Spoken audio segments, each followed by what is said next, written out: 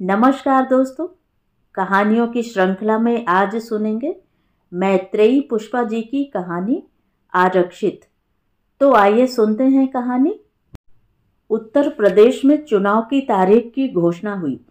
श्यामली गांव में उस तारीख के महीने भर पहले मानो चुनाव ने अपना बिगुल बजा दिया। भाभी, जिनकी उम्र 60 वर्ष के लगभग है, कहती हैं, बिन्नू, हलकान हो गए हम तो।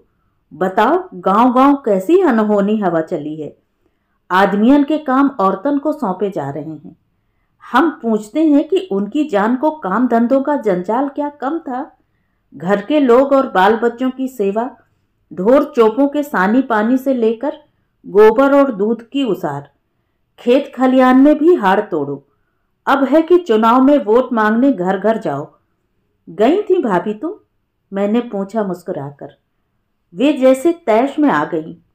अरे हाँ, हमने कभी धुतिया पोलका तक नहीं मांगे देवरानी जेठानियों से कि काकी भौजाइयों से। भले पुराना पहन लिया, पर वोट तो मांगने पड़ते हैं, है ना?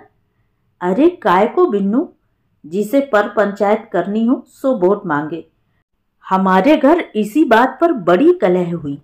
लड़े तुम्हारे भैया कि हम वोट मांगेंगे जनियों से, उनका घूंघट कैसे खुलवाएंगे। ससुर जेठ जैसा रिश्ता है हमारा। हमने कही तो मोड़े को खड़ा कर दो, बाकी तो सब काकी भौजाई हैं, वोट मांग लेगा। बस इतनी सी बात कढ़ी हमारे मुख से कि घर में पलीता लग गया। वे बोले, मोड़ा को मतलब जानती हो इसका? हमने कहा, हाँ जानते हैं, बहू को खड़ी करो। तुम्हें हमारी कैसे याद आ गई आज? हमें कबहू चौखट पर तो खड़ी होन नहीं दई, आज कहते हो चुनाव में खड़ी हो जाओ। अब तो हमें शर्म लगती है, नजर उठा के बात कर ही नहीं पाते। अरे हम कौन सी आदमियन से बोलने की कह रहे हैं, औरतों के पास जाओ। वे समझाने लगे तो हमने जवाब दे दिया, सदा घर गृहस्थी, कुटान पिसान और बाल बच्चन की बातें करी हैं, आज तुम्हारे चुनाव उनाव की वे क्या सुने। उन्होंने गुस्सा पीकर जवाब दिया, कूड़ मगज औरतें और चौपट सरकार, ऐसे ही तो होगा सत्यानाश। हम सुनकर रह गए, डर भी गए। डरे सहमे से आंगन में आ गए बिन्नू, पर अपने धनी को परेशान देखने की भी तो आदत नहीं, सो फिर उनके पास गए और अपना कसूर सा मानकर बोले, पिंकू के पिताजी, तुम हम बूढ़ी को खड़ी करके क्या लोगे, बहू को खड़ी कर दो। बस इतनी सुनी कि वे हमें आंखें तरेर कर देखने लगे।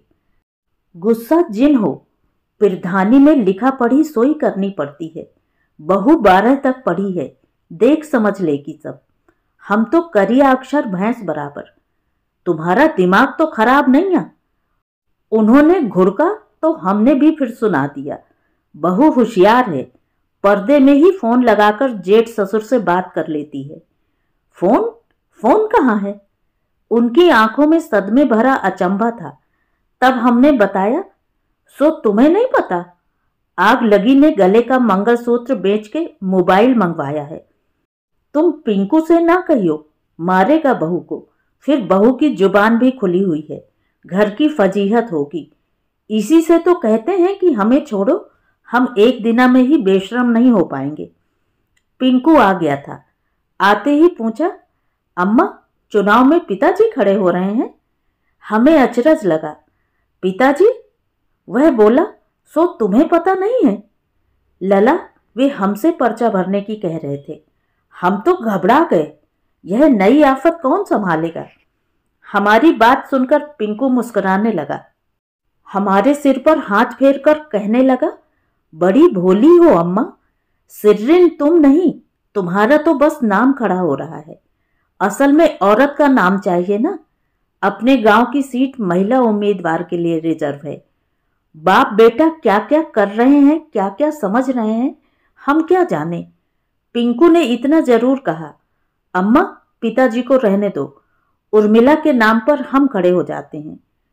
पिंकू से हम क्या कहते, बस इतना ही कहा, बेटा, हम सास बहू के नाम में से एक नाम तुम्हें ही तय करना है, सो कर लो। अम्मा, हम तुम्हें समझा रहे हैं कि यह बात तुम पिताजी से कह दो। हमें ताज्जुब लगा, यह लड़का कैसी जिम्मेदारी सौंप रहा है हमें। घर गृहस्थी के मामले में तो वे हमें बोलने नहीं देते, भला चुनाव की बाबत सुनेंगे हमारी? मूर्ख कहकर दुत्कार देंगे। हमने पिंकू से इतना ही कहा, क्या तुम्हारी पिताजी से बोलचाल नहीं है? बाप बेटा एक दूसरे के सामने आए। बाप का चेहरा कलचौहा सा था। पिंकू पिता को प्रणाम पांव छूकर भले करता है। उनके हृदय को उसका ठेस देखकर छूने का संबंध है। हम मां होकर खूब जानते हैं कि बाप के विचार पिंकू को ठेस देते रहते हैं। पिताजी तुम चुनाव में? वे जैसे जवाब तैयार किए बैठे थे।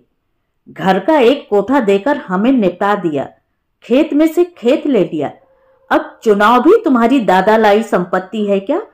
इसमें भी पांव अड़ा रहे हो? पांव नहीं अड़ा रहे हैं, अपना हक ले रहे हैं। बूढ़े लोग अपने आप मैदान से जाते नहीं। पिता तिलमिला गए, बोल पड़े, हक तो तभी लोगे जब कोई दे। यह हक तो गांव की जनता के हाथ में है।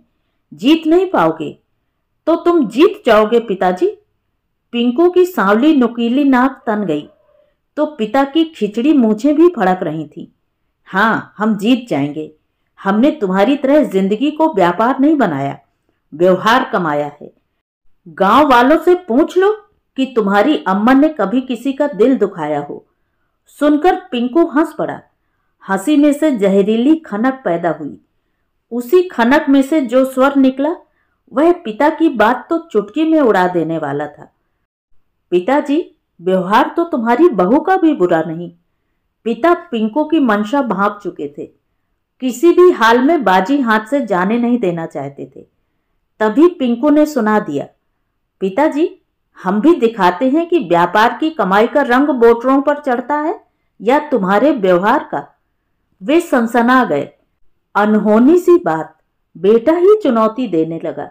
गैरों के लिए किया गया व्यवहार कितना काम देगा।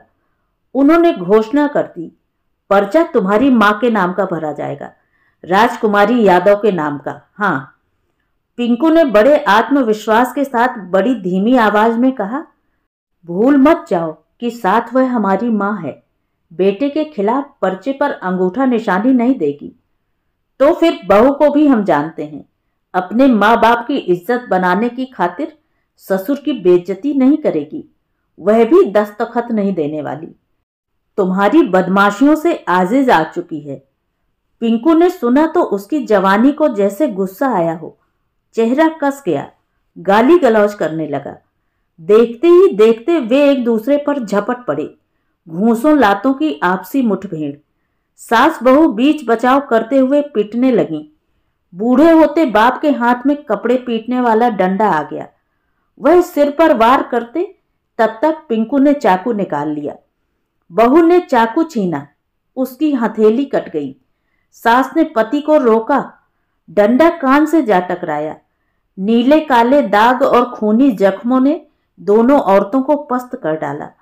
बाप बेटा दोनों ने अपनी अपनी पत्नियों के नाम के पर्चे भरे।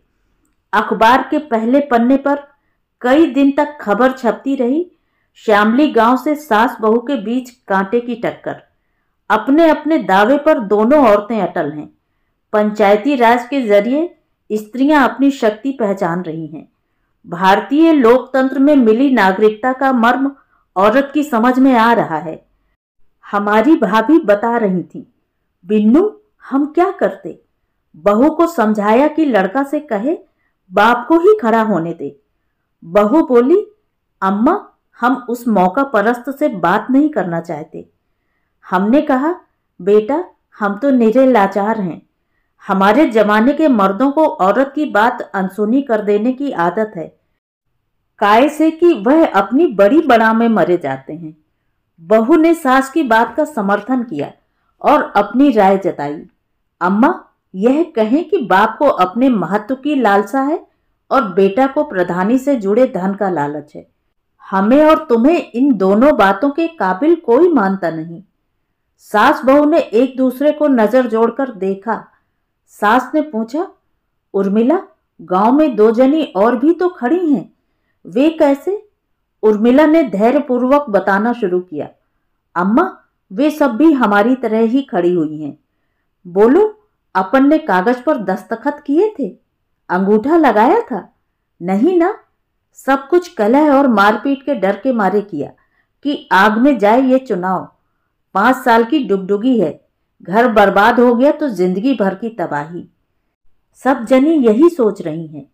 तुम पढ़ी लिखी होती तो गांव में दीवारों पर क्या लिखा है पढ़ लेती। सुशीला देवी माता रघुवीर सिंह, जानकी बाई काकी गोविंद सिंह को जिताइए। श्रीमती रामसिया देवी दादी दीपक राय को अपना वोट दें। अम्मा, इन नामों के पास दाढ़ी मूंछ वाले आदमियों की तस्वीरें बनाई गई हैं। किसी औरत की फोटो वहां नहीं। पर्दे का चलन है ना। ऐन तो देखी है हमने। हो, गोविंद सिंह ने पिछले से पिछले चुनाव में अपनी औरत खड़ी करी थी। पिछले चुनाव में खुद खड़े हुए। अब की बार माताजी उम्मीदवार हैं। तुम्हारा बेटा कहता है चुनाव जुआ है, जितनी बड़ी चाल चलोगे उतनी जल्दी दूसरों को पस्त कर दोगे। अम्मा, हमें वोट मांगने भी जाना ही होगा, नहीं तो घर के आदमी जीना मुहाल कर देंगे। मांगो, छीनो, झपटो, लड़ो, बस इनके लिए। औरतों के रंग बिरंगे झुंड गांव में मोहल्ले मोहल्ले घूमने लगे। वे घर घर गए, घेर घेर फिरे, मंदिर मढ़िया तक रास्ते कई कई बार नाप डाले। मोदी की बगिया में विपक्षी दलों के साथ सब ऐसे मिली जैसे कार्तिक नहाते या बड़ पूजन पर मिलती हैं। नई उम्र की लड़कियां सुषमा, संध्या, मीरा, मुनिया, आरती, ज्योति मोठ कस्बे के ब्यूटी पार्लर से मेकअप कराकर आई हैं। मटल्लू की बहू प्रधान पद की उम्मीदवार को आज मटल्लू ने मोबाइल फोन पकड़ा दिया है। घूंघट के ऊपर कान पर लगा लेना, रौब पड़ेगा। उसके बरअक्स सुशीला देवी की बेटी भारती नई चाल के बाल कटाकर आई है। केसरिया कुर्ता पहनकर एकदम उमा भारती की छवि पेश कर रही है। नए लड़कों के लिए बहार आ गई है। पूजा और सीमा ने ऐश्वर्या राय कट नाभि दर्शना साड़ी पहनी है। साथ में ब्लाउज का रूप पट्टीदार चोली है। पर्दे का चलन उखड़ रहा है आज के दिन। आधुनिका दिखने वालियां आगे हैं। वे बसोर टोला से लेकर यादव, कोरी, तेली के घरों में पहुंची। सीमा, पूजा, भारती और मटल्लू की बहू अपना वोट साधना यादव को दें। कौन साधना? साधना उर्फ मटल्लू की बहू। ऐन दे देते बिट्टी, पर हम तो पहले ही रिजर्व हो गए। कैसे? पैसा नकद आ गए। ऐसे? अब तक रुकती क्या नीलामी? नीलामी? कितने में? हम मतारी बेटा की 3000 कीमत लगी थी। झुमकी ने कहा। तो हम क्यों आए यहां? अरे रुको तो, अबे हमारे धनी के वोट की बिक्री होनी है। बोलो क्या दोगी? उसकी बिक्री नहीं हुई। सो क्यों? वोटर तनिक सकुचाकर हंस दी। बोली, मर्द जात है ना, तनक दोगले हैं। पैसा लेते जाते हैं, कस्में खाते जाते हैं, गंगा जली भी उठाते हैं। जब सबसे ज्यादा वाली किस्त हाथ में आती है, वोट दे देते हैं। दूसरी बात यह कि अब की बार बोतलों का कारोबार ज्यादा किया है। 900 बोतल जुड़ गईं। कई घरों में दारू भरी है, बिक भी रही है। सो बस अपना सौदा करने की फुर्सत नहीं मिली। पास खड़ी रत्नी बोली, आए हाय फुर्सत, अपना वोट हथेरी पर धरे फिर रहे हैं, कोई पूछता नहीं। सबको पता है असुमा दारू पीकर वोट देने के बखत तक लहलोट हो जाएगा। जिस पार्टी में दम होगा मुकाबला करके उसे उठा ले जाएंगे, फिर वोट उसका जो मोहर लगवा ले। चुनाव के नतीजे आए, गांव में हल्ला हो गया। मटल्लू जीत गए। अतरलाल और नवाब सिंह के साथ पिंकू हार गए। सास बहू खड़ी कर दी, दोनों ने अपने ही वोट काटे। मटल्लू की शान देखने लायक थी। वह एसी स्कॉर्पियो गाड़ी में बहू को सजाकर शपथ ग्रहण के दिन विकास खंड मोट के ऑफिस में लाया। ऑफिस में आते ही बहू ने घूंघट ओढ़ लिया। वीडियो साहब जैसे अफसरों ने पर्दे पर ऐतराज किया। मटल्लू दबे पांव बहू के पास आया और फुसफुसाकर बोला, घूंघट ऊंचा कर लो, यहां पर्दा नहीं चलेगा। साधना यादव उर्फ मटल्लू की बहू। मटल्लू की बहू उर्फ साधना यादव ने अपने चेहरे से पर्दा उठाया कि रोशनी का द्वार खुल गया। उसने चारों ओर ध्यानपूर्वक देखा। अपने जैसी नौजवान आंखों से आमना सामना हुआ। शपथ समारोह में कितने कितने संकल्प लिए, मगर एक संकल्प मन में ही रह गया। साथ खड़ी घूंघट वाली औरतों को देखकर अनायास ही बोल पड़ी, अब हम घूंघट नहीं घालेंगे, यह भी तो शपथ लो। मटल्लू आहिस्ता आहिस्ता आगे बढ़ा, जरा धीमी आवाज में बोला, ए सद्धू, दद्दा और बड़े भैया आ गए हैं, आड़ कर लो, अब तुम्हारा काम खत्म हो गया, चलो घर। मटल्लू की बहू साधना हड़बड़ी में अपनी साड़ी का किनारा पकड़े कभी मटल्लू की आदेश भरी निगाहों का सामना करती, तो कभी तनिक दूरी पर खड़े बीडीओ साहब को देखती। दुविधा में सिर का पल्ला ढलक चुका था। तो ये थी कहानी। कहानी आपको कैसी लगी कमेंट करके ज़रूर बताएं। और अगर मेरे द्वारा सुनाई हुई कहानियाँ आपको अच्छी लगती हैं तो मेरे चैनल को सब्सक्राइब ज़रूर करें, लाइक करें और अपने दोस्तों और परिचितों में शेयर भी करें। बेल आइकन दबाना बिल्कुल भी ना भूलें, जिससे मेरी कहानियाँ आपके पास सबसे पहले पहुँचें। धन्यवाद।